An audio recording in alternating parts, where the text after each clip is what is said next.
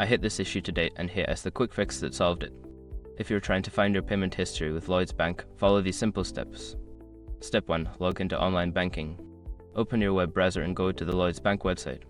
Enter your login details to access your online banking account. Step 2. Navigate to Accounts. Once logged in, look for the Accounts tab in the main menu. Click on it to see a list of your accounts. Step 3. Select the account. Choose the specific account for which you want to view the payment history. This could be your current account or savings account. Step 4. Access transaction history. After selecting the account, find the transaction history or payments option. Click on it to view all your recent transactions. Step 5. Filter your payments. If you need to narrow down your search, use the filter options to specify dates or types of transactions.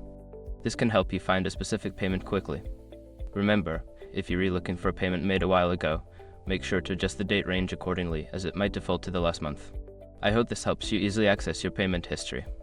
If you have any other questions, feel free to ask.